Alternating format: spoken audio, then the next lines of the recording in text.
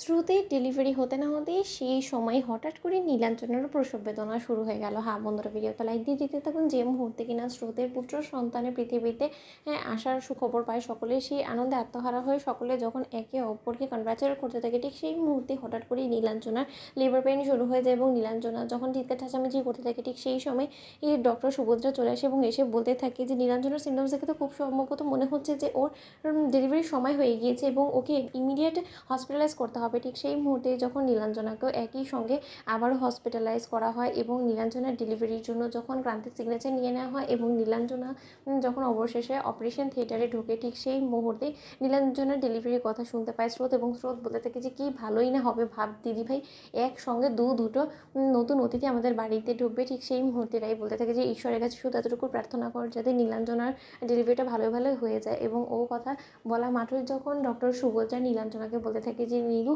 তোমার ঘর আলো করে ফুটফুটে একটা কন্যা সন্তান হয়েছে, ঠিক সেই মুহূর্তে নীলাঞ্জনা বলতে থাকে যে ডক্টর ও সুস্থ আছে তো। ঠিক সেই সময় ডক্টর বলতে থাকে যে সম্পূর্ণরূপে তোমার বেবি এবং তোমার ছোটো বোনের বেবি সম্পূর্ণরূপে সুস্থ আছে এবং ওরা খুব শীঘ্রই হসপিটাল থেকে ডিসচার্জও পেয়ে যাবে যদি এরকম করে রিকভার করতে থাকে। অন্যদিকে এই কথা বলা মাত্রই অপারেশন থিয়েটারে বাইরে সকলে যখন অপেক্ষা করতে থাকে, ঠিক সেই মুহূর্তে ডক্টর সুভদ্রা বলতে থাকে যে আপনাদের এইবার ঘরে লক্ষ্মী এসেছে এবং তার পাশাপাশি মা এবং সন্তান ওরা দুজনই সুস্থ সবল আছে। এবং আমি তো ভাবছি যে ওদের দুজনকে একই সঙ্গে একই কেবিনে শিফট করে দিই, কী বলেন বলুন তো?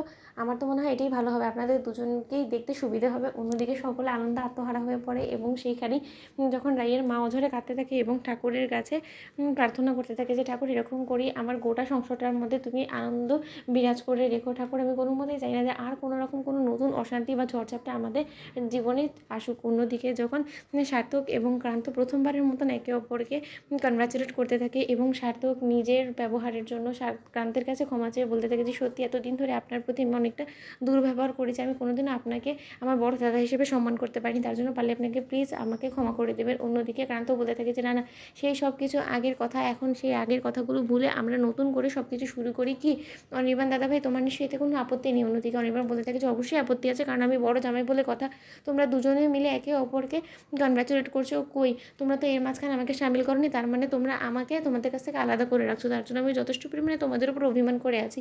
ঠিক সেই সময় যখন নীলাঞ্জনা এবং স্রোত ওদের দুজনকে কেবিনে শিফট করা হয় এবং ওদের দুজনের কাছে যখন রাইয়ের মা সে ছুটে যায় এবং গিয়ে বলতে থাকি যে মারে তোরা দুজনই কেমন আছিস বলতে, আমি তো এখন আমার নিজেকে আর ভাগ করতে পারবো না তোদের দুজনের মধ্যে, তাই একসঙ্গে তোদের দুজনকে জিজ্ঞেস করছি।